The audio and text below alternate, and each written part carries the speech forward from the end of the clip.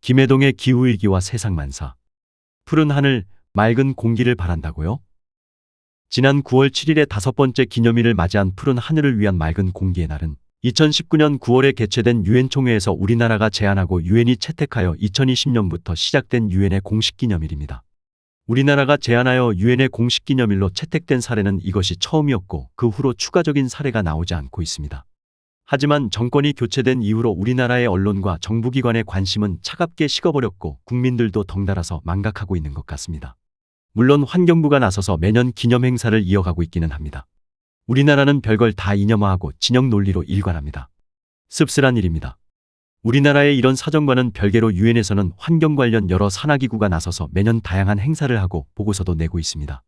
우리나라가 푸른 하늘을 위한 맑은 공기의 날을 제안한 배경은 문재인 정부 시절의 정점에 도달하였던 중국발 미세먼지 문제를 국제협력을 통해서 해결해 가자는 것이었습니다.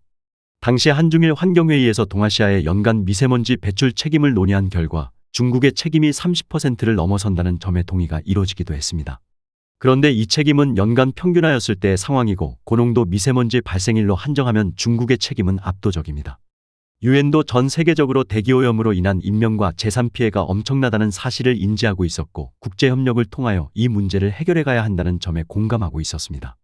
대기오염의 문제를 되새겨보기 위하여 우리가 살아가고 있는 대기 중에 미세먼지는 얼마나 많은지 알아보고 대기오염으로 인한 건강피해와 대응책을 최근에 발간된 국제기구와 연구기관의 연구 성과를 바탕으로 소개하고자 합니다.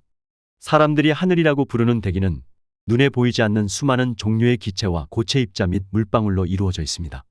지구대기는 기체가 지구 중력을 받아서 우주로 탈출하지 못하고 남아있는 고도까지입니다. 지표에서 대기 끝까지의 높이는 대략 1000km입니다.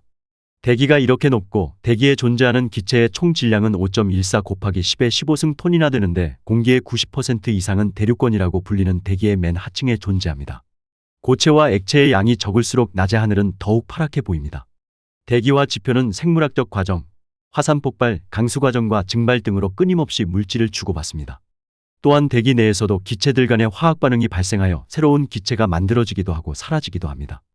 오늘날 가장 주목받는 대기오염 물질인 초미세먼지와 오존도 대기 중에서 화학 반응을 통하여 생성되고 소멸됩니다. 미세먼지 중에서 크기가 2.5마이크로미터 이하인 것을 초미세먼지라고 부릅니다. 초미세먼지의 약 3분의 2는 공장 굴뚝이나 차량의 배기통에서 배출된 기체들이 대기에서 화학 반응을 일으켜서 생성됩니다. 기후위기를 만들어내는 주요 온실가스와 대기오염 물질 및 폭우를 만들어내기도 하는 수증기 등은 대기의 총질량에서 차지하는 양은 이처럼 매우 적은데 실제 대기에 존재하는 양은 시간과 장소에 따라서 크게 변합니다. 반면 대기에 많은 양이 존재하는 주요 기체들의 농도는 일정한 상태를 유지합니다. 이렇게 일정한 농도를 유지하는 대표적인 기체로 질소분자, 산소분자, 아르곤이 있습니다. 이들 세 가지 기체의 농도를 합하면 약 99.96%나 됩니다. 이외에도 대기에서 농도가 변하지 않는 기체로 네온, 헬륨, 수소 등을 들 수 있는데 이들까지 합하면 99.999%나 됩니다. 대기의 조성 물질로서의 미세먼지는 에어로졸이라고도 불리는데 이것은 대기 중에 있는 크기가 작은 고체 입자와 물방울을 가리킵니다. 에어로졸은 오염된 도시의 대기와 연관시켜 말하는 경우가 많지만 에어로졸은 인간 활동만이 아니라 자연으로부터도 많이 발생합니다.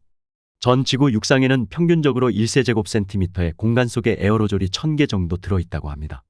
사람들은 숨을 한 번 쉴 때마다 약 1000세제곱센티미터의 공기를 들이마십니다.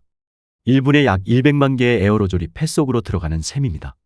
하루 24시간 동안엔 그야말로 엄청난 양의 미세먼지를 흡입하는 셈인데 대기오염 농도가 심한 지역에 사는 사람들은 더욱 그러합니다. 이들을 처리해내는 인간의 폐는 그저 감탄을 부릅니다.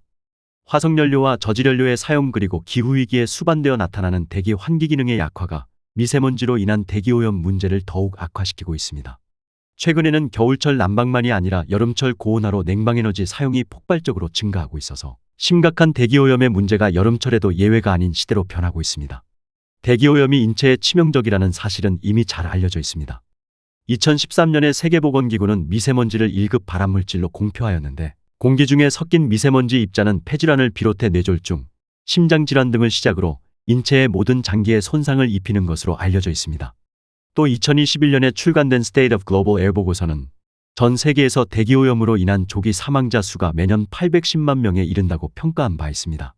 최근에 스위스의 PSI 연구소는 미세먼지가 인체에 큰 피해를 주는 이유는 미세먼지가 갖는 산화잠재력이라는 사실을 밝혔습니다. 인체가 미세먼지로부터 받는 악영향의 정도는 미세먼지의 양만이 아니라 미세먼지의 산화잠재력이 중요하다는 말입니다. 산화잠재력이란 인체에 포함된 항산화제 양을 미세입자가 얼마나 손상시킬 수 있는가를 나타내는 것입니다. 미세먼지의 산화잠재력이 인체의 항산화제를 감소시키고 그에 따라 세포와 조직이 산화돼 인체 손상을 입게 됩니다. 항산화제가 풍부한 음식물이 인체 건강에 미치는 효과와 반대되는 능력인 셈입니다. 연구진은 미세먼지의 산화잠재력은 주로 목재 연소에서 배출되는 유기성 에어로졸과 차량의 도로 주행 시에 발생하는 차량 브레이크와 타이어 마모에서 나오는 금속 배출물에 의해 결정된다는 사실도 밝혔습니다. 이런 이유로 인구가 밀집된 도시지역일수록 더 많은 양의 미세먼지에 노출될 뿐만 아니라 산화잠재력이 더 높은 미세먼지에 노출됩니다.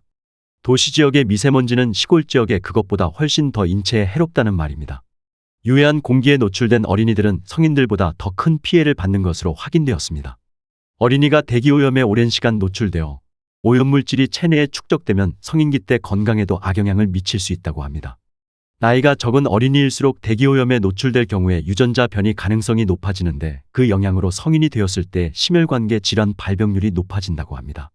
2020년에 세계보건기구는 전 세계 어린이의 93%, 약 18억 명이 이런 유해한 공기에 노출되어 있고 선진국 어린이도 25% 이상이 대기오염에 노출된 탓에 면역체계 장애와 관련된 질환을 앓고 있다고 발표했습니다.